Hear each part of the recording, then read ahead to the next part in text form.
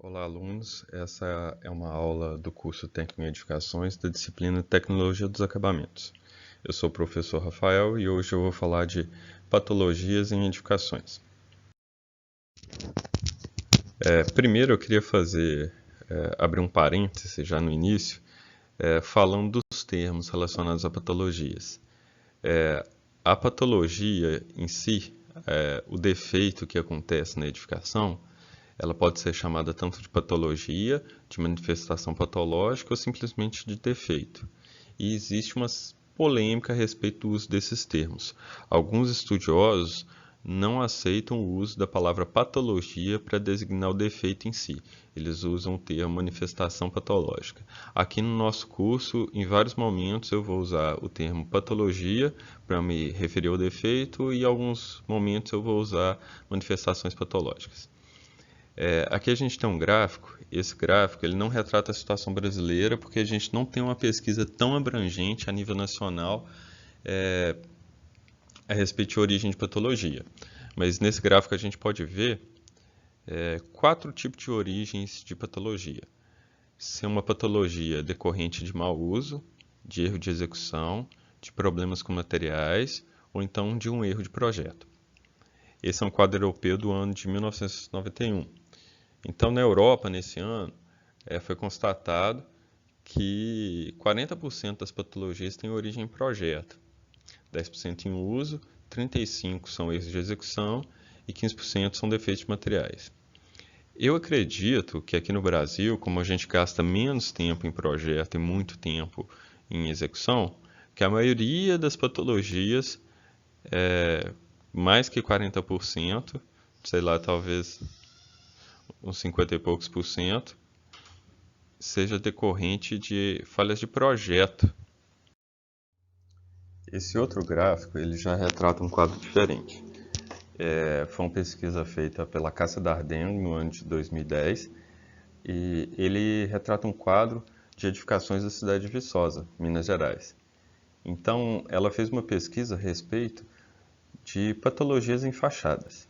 Ela analisou vários edifícios, várias edificações, e ela constatou que aproximadamente 40% das edificações que ela analisou apresentavam fissuras na fachada, em torno de 35% descolamento de revestimento, 20% manchas, em torno de 35% de infiltrações e em torno de 15% corrosões das grades. E percebam, se a gente somar todos esses percentuais, a gente tem bem mais de 100%. O que isso significa? Que em uma edificação ela encontrou mais de uma patologia. Agora eu vou falar de alguns tipos específicos de manifestações patológicas. Vou começar a falar de fissuras, que talvez seja o tipo de manifestação patológica mais comum em edificações, e vou falar dos fatores que provocam essas fissuras. São vários fatores. E aqui a gente tem uma lista, mas mais à frente eu vou mostrar algumas fotos desses problemas. Então, camadas muito finas de revestimento, elas provocam fissuras, e essas fissuras são generalizadas. A gente tem essa fissura ao longo de toda a parede. Vocês vão ver numa foto mais à frente. E a camada muito fina de revestimento, ela também provoca uma outra patologia, que é quando o revestimento está feito, a gente consegue ver onde estão os blocos ou os tijolos que compõem aquela parede. Popularmente, os pedreiros, o pessoal de obra, eles chamam isso, eles usam o termo que a parede filmou, mas a gente consegue ver os blocos através do revestimento. Uma base muito seca também provoca fissuras. Vocês sabem que os aglomerantes que a gente usa, o mais comum é o cimento. E o cimento é um aglomerante hidráulico e o cimento não seca, né? Ele cura. Ele precisa da água para gerar uma reação química nele, para ele curar, para ele conseguir agregar as partículas de agregado. Então, se a gente tem uma base muito seca, um substrato muito seco, na hora que a gente joga a argamassa nesse substrato, o substrato puxa a água e aquele concreto não seca direito e ele tem uma forte retração, isso acaba gerando fissura. Insolação excessiva também é um problema, pelo mesmo motivo. A água da argamassa ela vai evaporar e a gente não vai ter água suficiente para que aconteça a reação química do cimento que está na argamassa. A areia contaminada também pode provocar fissuras. É muito comum a gente ver areia contaminada com material argiloso, e esse material ele sofre dilatação em função da umidade e retração e acaba trincando esse revestimento. A gente também tem alguns problemas na ligação estrutura-alvenaria. Essa ligação ela tem que ser tratada para que não haja fissura nesses pontos, principalmente se for uma interação entre estrutura metálica e alvenaria de vedação. Sobrecarga estrutural também pode gerar fissuras. Às vezes a edificação está sendo usada para um fim que ela não foi projetada, ela não foi calculada para aquilo.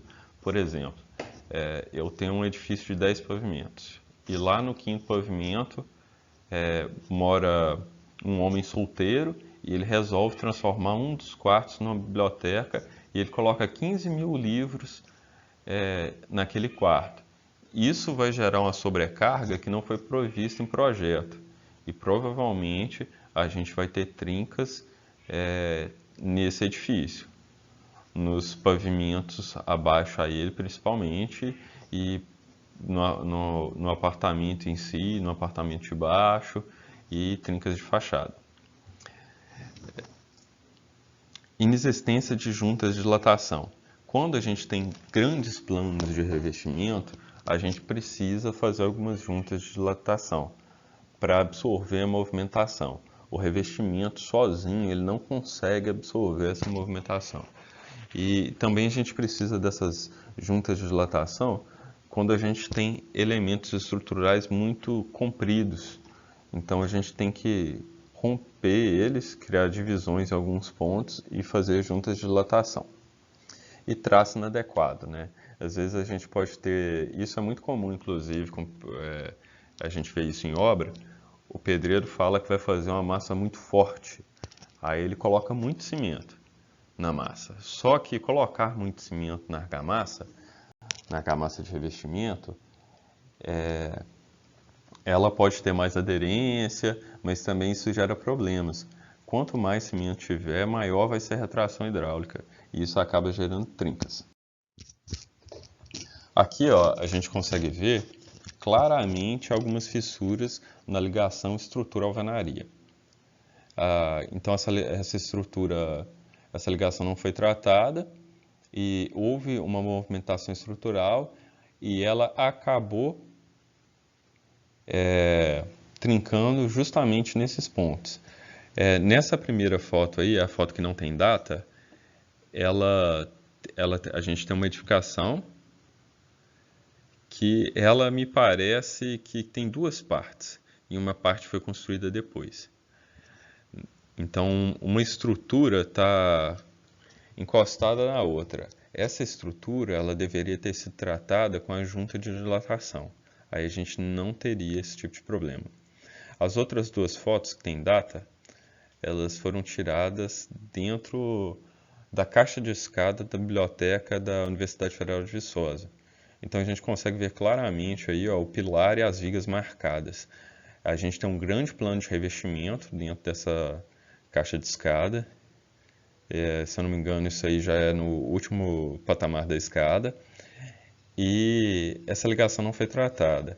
Essas trincas poderiam ter sido evitadas se a gente assumisse que ia ter uma trinca ali e fizesse uma junta de dilatação no revestimento só, ou então se a gente colocasse uma tela eletrossoldada, uma tela galvanizada, até mesmo uma tela usada para viveiro, nessa ligação entre a estrutura e a alvenaria e fizesse o revestimento em cima. Essa tela vai ajudar a segurar essas movimentações e não vai haver trinca nesse local. Aqui a gente tem um esquema, uns desenhos, mostrando algumas trincas provocadas por sobrecarga na estrutura, né? A imagem de cima a gente consegue ver uma viga, com vigas e pilares simulando um edifício, né? E essa viga, ela apresenta uma flecha, ela se deformou, né? Ela deu essa barriga. Quando ela dá essa barriga, a gente tem umas trincas muito características, que elas são na junção do quadro de alvenaria com a viga e com o pilar, que está marcado aí em laranja. E no lado mais à direita dessa imagem, a gente tem balanços, né?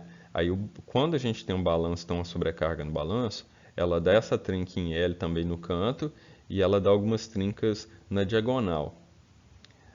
É comum que exista também, quando a gente tem essa patologia, como no pavimento de baixo aí, trincas de diagonal também, quando a gente não tem balanço. E às vezes, no caso dos balanços, essa trinca na diagonal, ela vai fazer tipo uma escadinha, mas é que ela está acompanhando o espaço de argamassa entre os blocos. É comum de acontecer também. Então são um tipo de trincas muito características e é fácil da gente identificar essas trincas de sobrecarga na estrutura. Aqui, ó, a gente tem fissuras características de argamassa muito fina, camada de argamassa muito fina. Como eu disse anteriormente, essas trincas nesse caso são trincas generalizadas. Elas são trincas que ficam em toda a parede. E aqui a gente tem algumas trincas diagonais nos cantos inferiores da janela, que são muito comuns e são devido à falta de um elemento estrutural chamado contraverga. A contraverga ela é um elemento que ela tem que estar presente para ajudar a distribuir as cargas. Então, quando ela está lá, ela ajuda a distribuir as cargas e a gente não tem essa trinca diagonal no canto das janelas. Ó, mais exemplos desse tipo de patologia. Claramente, isso aí é falta de contraverga. E é muito comum, inclusive aqui na nossa região é muito comum, porque normalmente as pessoas aqui da nossa cidade que mexem com construção civil, eles colocam só a verga, que é a de cima, e esquecem de colocar a contraverga nas janelas. Aqui a gente tem algumas fissuras provocadas provavelmente por excesso de cimento na argamassa. Então a gente tem algumas fissuras também espalhadas ao longo da parede, mas elas não são tão generalizadas quanto fissuras provocadas por argamassa muito fina. Inclusive essa edificação aí, ela também é do trabalho da Casa d'Ardengo, a foto é dela, e vocês vão ver que ela tem várias outras patologias. Aqui a gente tem uma fissura provocada por movimentação estrutural. Esse é um muro e aparentemente parte da fundação dele recalcou, ela afundou. Então quando ela afundou, parte do muro se separou, né? Houve essa trinca e ele até levantou na parte superior ali. A gente consegue ver o chapim, né, ou rufo levantado.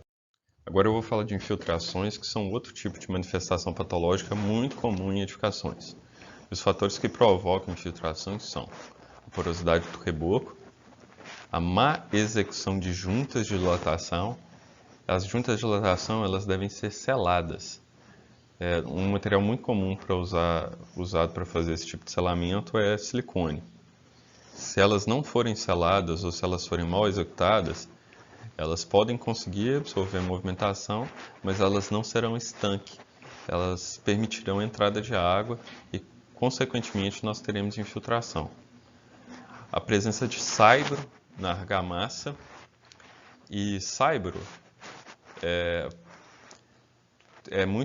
comum também o pessoal usar terra de barranco para melhorar a plasticidade da argamassa e dar mais trabalhabilidade para ela. E a gente tem também um material que inclusive é muito comum aqui na nossa região, que é a argila. A argila que é vendida em sacada.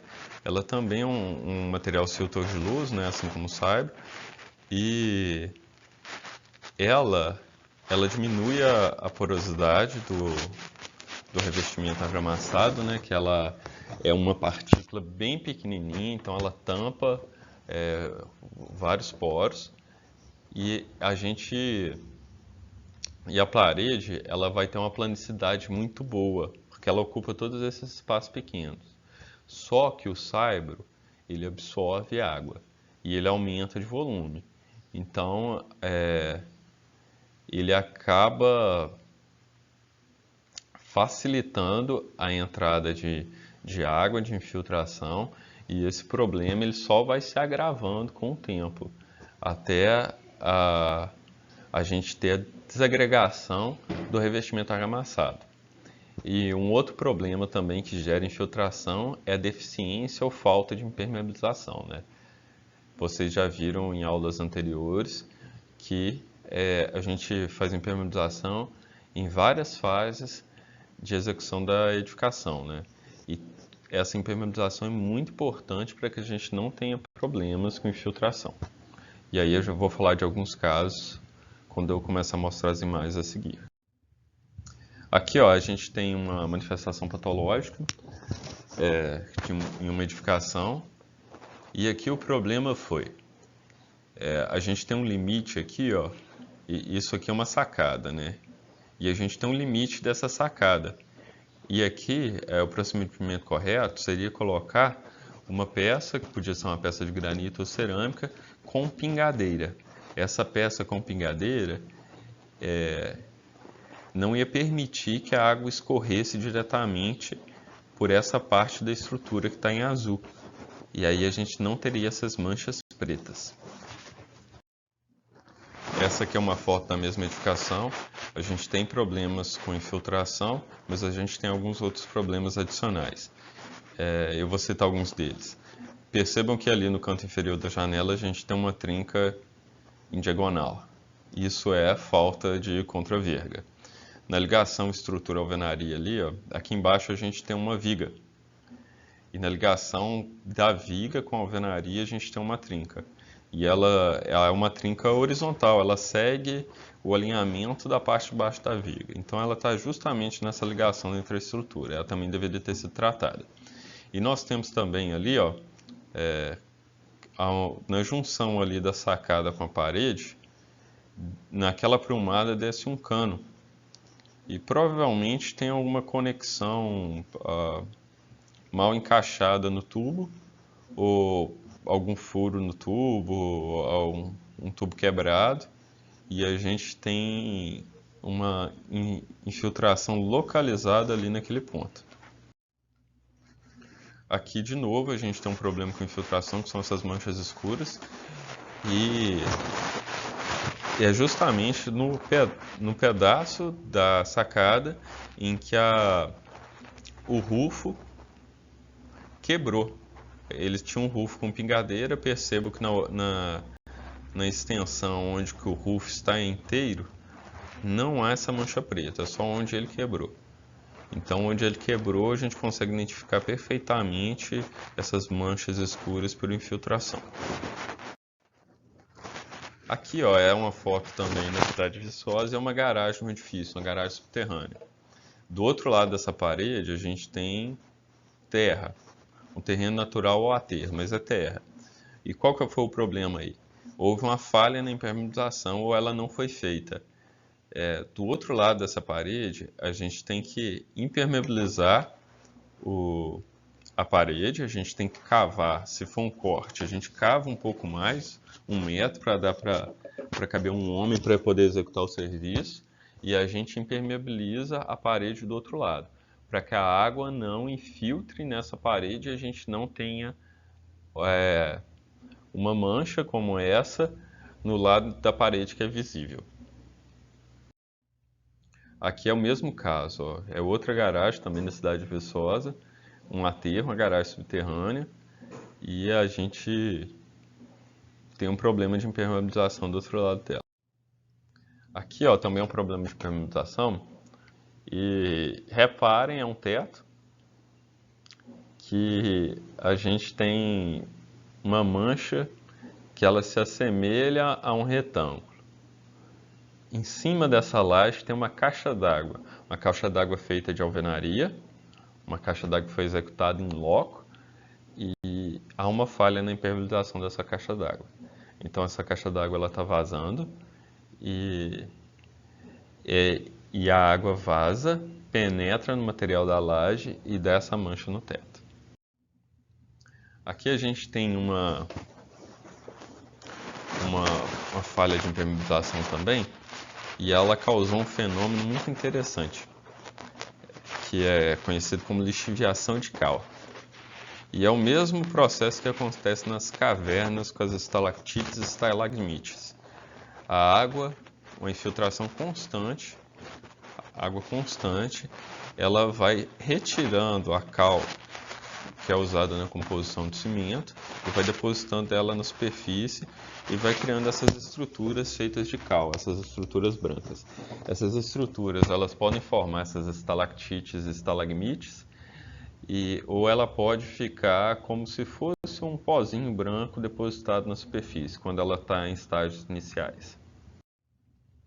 Bolor. Bolor é uma patologia que ela é decorrente da infiltração, só que para o bolor acontecer, a gente precisa de alguns outros fatores. A gente tem que ter umidade, que pode vir devido à infiltração, baixa ventilação, às vezes a gente tem matéria orgânica no traço da argamassa, e esse local de exposição também. Se é um lugar quente, com baixa iluminação, ela é mais propensa a criar bolor. Bolor também é chamado de mofo, fungo. Aqui a gente tem um pilar numa garagem, né? E aí a gente tem todas aquelas situações. A gente tem umidade, a gente tem baixa circulação de ar, a gente tem temperaturas altas, porque essa cidade é uma cidade quente. A única abertura que ele tem é esse portão aí na frente, ele não tem janela. E isso tudo foi propício ao aparecimento de bolor, que a gente consegue ver por essa argamassa com tonalidade esverdeada. Aqui a gente tem um pilar da mesma garagem, visto de outro ângulo, né? E a gente consegue ver ali o portão da garagem. Nessa foto entrando um pouco mais de luz, né? Mas a gente consegue ver a umidade no piso e a grande formação de bolor na parte superior do pilar. Uma outra patologia que também pode acontecer em edificação é a desagregação. A desagregação é o esfarelamento da argamassa. A causa geral da desagregação é o aumento de volume da argamassa. E ela tem como causas específicas o uso de material silto-argiloso, terra de barranco ou argila e a falta de cimento, a argamassa pobre em cimento. Aqui a gente são 3 fotos, apesar que elas estão misturadas, que ela tem tonalidade parecida, mas a primeira foto aí, a mais esquerda, a gente tem uma foto da edificação inteira. E as 2 fotos da direita são ampliações. Então, essa desagregação aí, ela está num estágio avançado e ela aconteceu por causa do uso do material silto-argiloso na argamassa. A gente consegue perceber na primeira foto, inclusive, que a parte de cima caiu primeiro.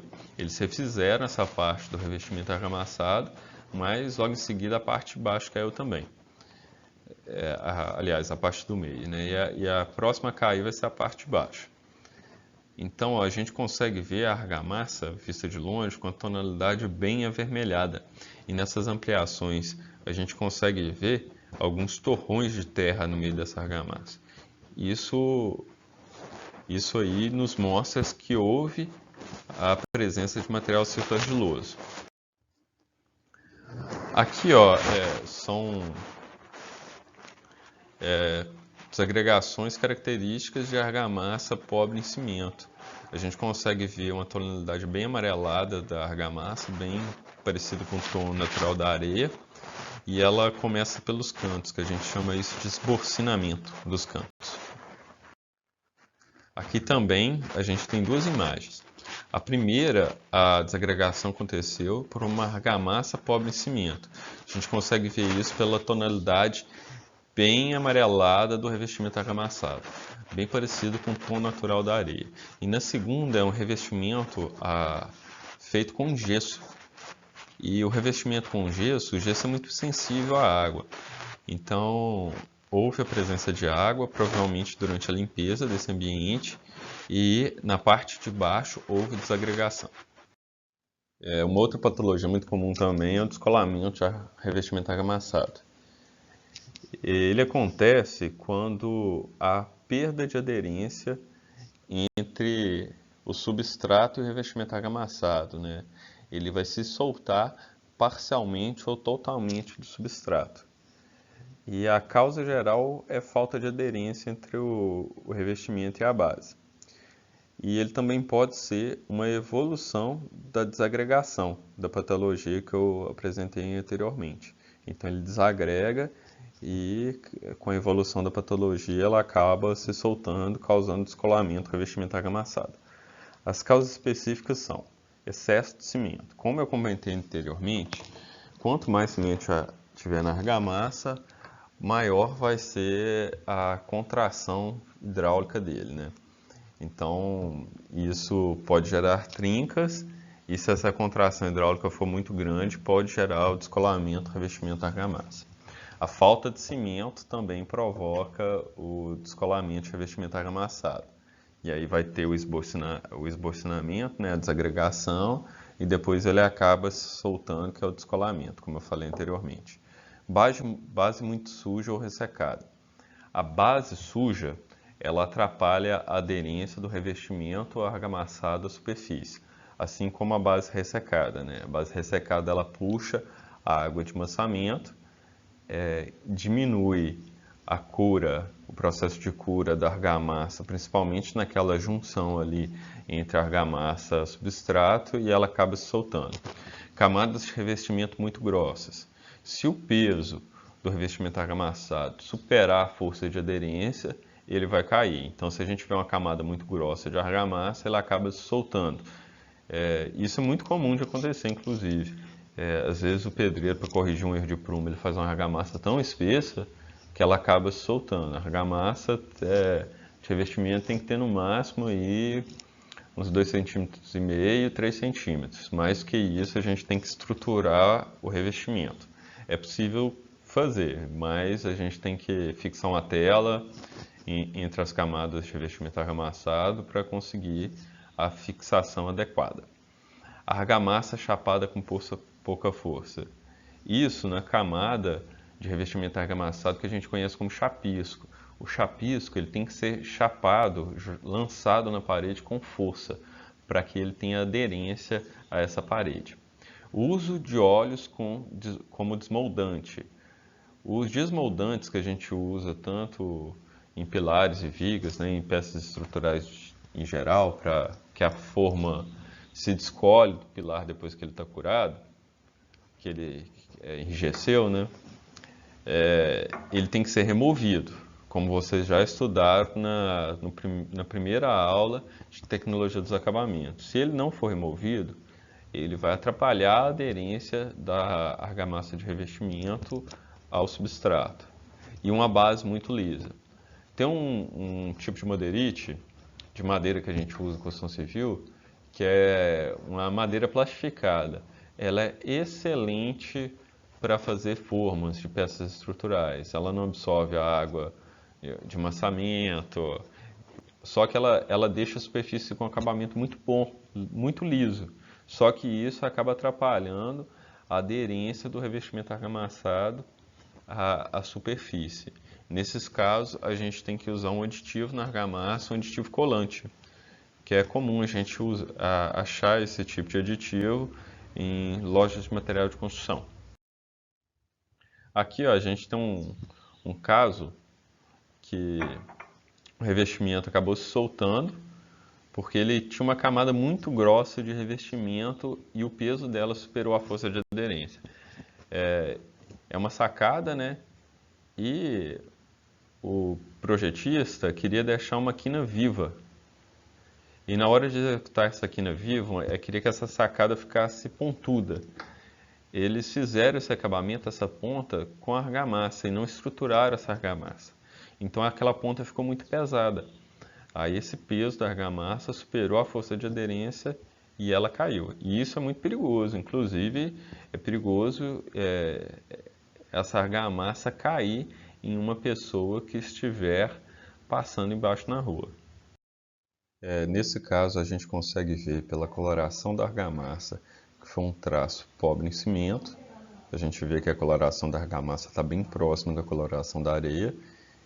E houve desagregação aqui e logo em seguida o descolamento. Houve esbocinamento do canto. O canto caiu primeiro, eles refizeram o canto, depois, logo em seguida, caiu a outra parte da argamassa. Aqui a gente tem um revestimento com textura que houve o descolamento desse revestimento. O revestimento de textura ele resiste muito bem às intempéries, às vezes ele tem só umas alterações de coloração, mas ele não suporta a umidade de dentro para fora e ele acaba se descolando. E aqui a gente tem uma edificação em estado avançado de deterioração e a gente tem um descolamento de revestimento cerâmico em cima das janelas. Ela está num estado tão avançado e com tantas patologias que a gente, só de ver a foto, não consegue definir exatamente qual foi a causa desse descolamento. Mas houve o descolamento só em cima das janelas. As vesículas. As vesículas, elas são causadas por pedras de cal não extintas, a cal virgem, né, que tem que ser extinta, que ela tenha, através de uma reação exotérmica, a gente coloca água nela, hidrata aquela cal virgem e ela tem uma reação fortemente exotérmica, ela libera muito calor. Eu creio que vocês lembram disso da aula de materiais de construção 2. Então, pedras de cal não extintas, matéria orgânica, torrões de argila, impurezas como pirita, torrões ferruginosos, são partículas que podem absorver água e se dilatar. Então, essa é a causa geral. As causas específicas são as pedras de cal que não extintas que incham progressivamente, acabam se destacando na pintura, torrões de argila que dilatam e se contraem em função do grau de umidade. Então ele acaba aparecendo essas vesículas. Essas vesículas, se a gente for fazer um paralelo com a pele humana, como se ela fosse um revestimento, ela seria um ferimento pontual, como se fosse uma espinha em um rosto, em uma pele. Então ela estoura só aquele ponto. Torrões ferruginosos também, a gente sabe que o ferro, quando ele oxida, ele aumenta de volume, né? O óxido é maior do que o ferro em si, ele dilata, então essa expansão acaba gerando aquela vesícula pontual, um ponto da parede estoura, um ponto bem pequeno, aparecendo na argamassa. O descolamento cerâmico ele acontece devido à falta de aderência entre o substrato e as peças cerâmicas, né? E ele tem como causas específicas a argamassa de assentamento inadequada. Nós sabemos que quando nós vamos assentar uma peça cerâmica, a gente tem que usar argamassa colante, né? Nós temos 3 tipos, a C1, a C2 e a C3, sendo que a C1 é mais fraca e a C3 é mais forte. Base muito suja ou ressecada, pelos mesmos motivos que eu falei anteriormente, ela puxa a água de amassamento até que a argamassa não cura direito. O uso de óleos desmoldantes em peças estruturais, esse óleo desmoldante, se ele não for removido, ele acaba prejudicando a aderência entre a peça cerâmica e a base. Peças cerâmicas sujas, ela tem que ser limpo, o verso da placa tem que ser limpo antes do assentamento. Falta de apreensão no assentamento, a gente tem que fazer pressão no assentamento dessas placas usando o martelo de borracha e, em alguns casos específicos, o gabarito plano de madeira. Juntas de assentamento inadequadas. Junta de assentamento é o rejunte entre as peças cerâmicas, né? Então, ele é definido pelo fabricante. Algumas peças permitem a gente fazer juntas bem finas, como de 1 milímetro. Outras pedem juntas maiores. E isso tem que ser seguido à risca, senão a gente tem problemas de desplacamento. e falta de junta de dilatação no caso de planos muito grandes de revestimento, né? Nessa foto a gente consegue ver claramente que houve um abolamento desse revestimento cerâmico, né? E isso aconteceu porque a argamassa de rejunte que foi utilizada, ela não conseguiu absorver a deformação da placa. Reparem que é uma espessura bem grande de argamassa de rejuntamento. Só que ela está muito rígida, ela não conseguiu absorver essa deformação. Então ela acabou estufando, ela se soltou da base, ela não chegou a cair. Mas o próximo passo, a evolução dessa patologia, essas placas vão se soltar. Aqui a gente tem uns casos de descolamento de peças cerâmicas por falta de junta de dilatação.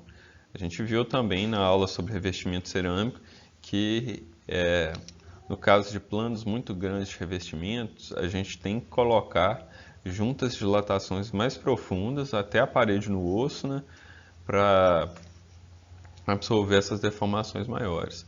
E isso não aconteceu. As juntas horizontais são de 3 em 3 metros, né?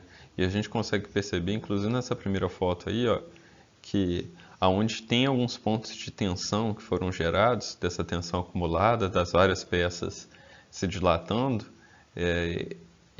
houve descolamento em linha nesses pontos. Aqui a gente tem também um descolamento por falta de junta, né? A gente tem, essas aí são pastilhas, mas elas não conseguiram absorver também a movimentação, né? Um grande plano de revestimento, isso aí é a fachada de edificação, e elas acabam soltando. Aqui a gente teve também um descolamento. Esse descolamento, só de ver a foto, o motivo, o que provocou ele, não fica claro para mim. Mas é um canto, e pode ter acontecido, como é um lugar mais difícil de se sentar a peça, talvez não foi dada a pressão adequada, e ela acabou se soltando, mas o motivo não fica exatamente claro.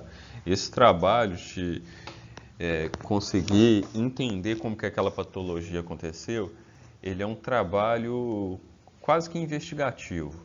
A gente tem que buscar evidências através de observação, de ensaios de laboratório, para saber por que aquela patologia aconteceu.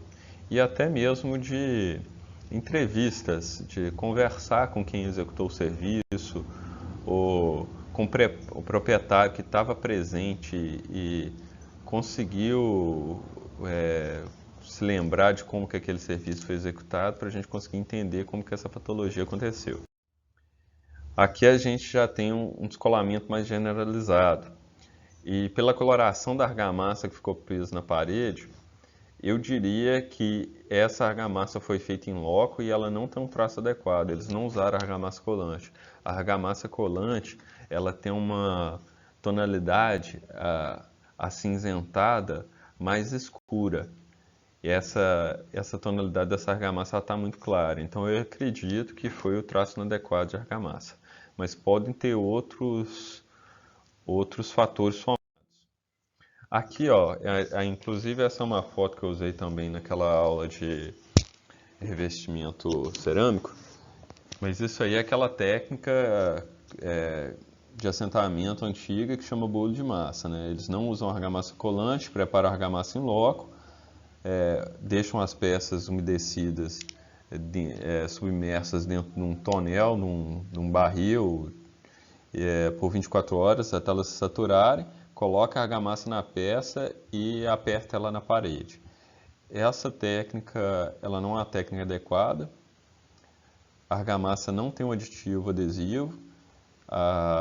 Essa argamassa também ela não consegue se espalhar por igual embaixo de toda a peça. Normalmente os cantos ficam sem argamassa. Então a aderência dela não é suficiente para manter ela presa na parede. E aqui a gente tem um problema aqui que é muito comum, que é a falta de pressão. As peças cerâmicas, houve descolamento das peças cerâmicas, mas a gente ainda consegue ver os cordões de argamassa na parede. Nesse caso aqui especificamente, eu acho que aconteceram duas coisas. Eles deixaram passar o tempo em aberto e não foi dada a pressão correta. Os cordões de argamassa ainda estão, a gente consegue ver eles claramente e, e a peça se soltou, né? Um bom assentamento tem que ficar igual essa segunda imagem.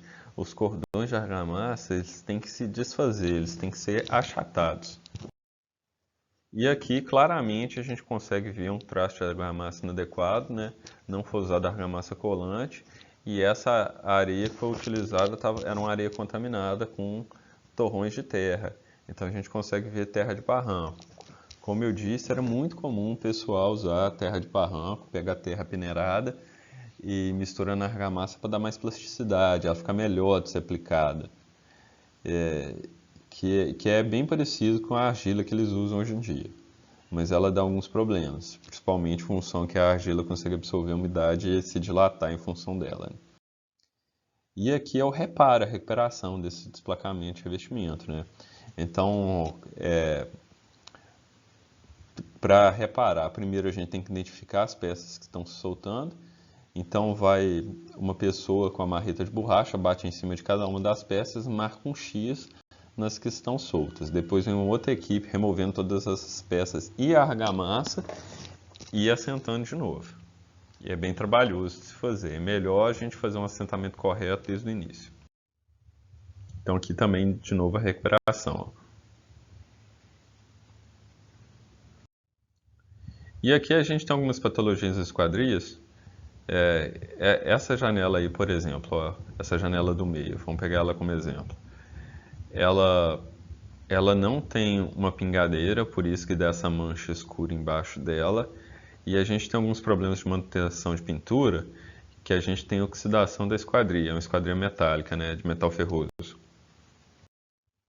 Esse caso aqui também a gente tem uma negligência de manutenção, né, uma esquadria de metal ferroso, ela acabou se enferrujando, oxidando. Então, principalmente nesses pontos perto do batente, onde tem mais contato, é mais fácil perder a tinta, a gente tem que ter um plano de manutenção e fazer pintura periódica desse tipo de esquadria, né? E aqui a gente tem uma outra esquadria também que houve negligência de manutenção e ela acabou se oxidando em alguns pontos. Inclusive essa aí é um tipo de oxidação pouco comum, né? Que ela oxidou inicialmente na parte de cima da esquadria. É mais fácil ter acúmulo de água na parte de baixo. E essa esquadria especificamente, ela tem alguns problemas. Ela tem falta de pingadeira, né? Ela não tem uma pingadeira, por isso que a parede próximo da janela absorveu essa umidade e está começando a ter uma desagregação ali. Não sei se essa argamassa está com o traço correto, como ela ainda não descascou, não dá para ver. Mas, de qualquer forma, no assentamento da esquadria eles deviam ter colocado uma pingadeira. E me parece também, ó, que essa janela, esse modelo, ela não tem um sistema eficiente de escoamento de água.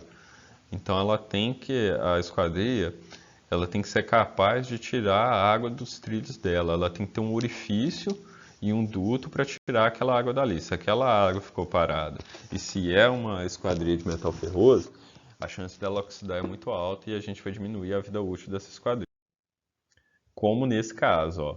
Nesse caso a gente tem uma esquadria muito simples e ela não tem esse duto para tirar a água do trilho dela. Então a água se acumulou no trilho e há essa oxidação. E nesse caso aqui foi um problema de assentamento. Eu não sei se vocês conseguem ver perfeitamente, mas ao assentar essa janela, houve embarrigamento da peça inferior dela. Isso aconteceu porque na hora de assentar essa janela, eles estão assentando ela agora, eles não calçaram essa janela embaixo e ela acabou se deformando. Eles calçaram só nas pontas, eles não calçaram no meio e ela acabou cedendo no meio. Esses calços eles têm que ser colocados antes do assentamento. Depois que a gente assenta, a gente pode retirar esses calços. Bem, essas são as referências que foram utilizadas nessa aula, né? E Qualquer dúvida que os senhores e senhoritas tiverem, existe um fórum aberto, um fórum de dúvidas, e as dúvidas dos senhores serão respondidas em até 24 horas. Um abraço a todos.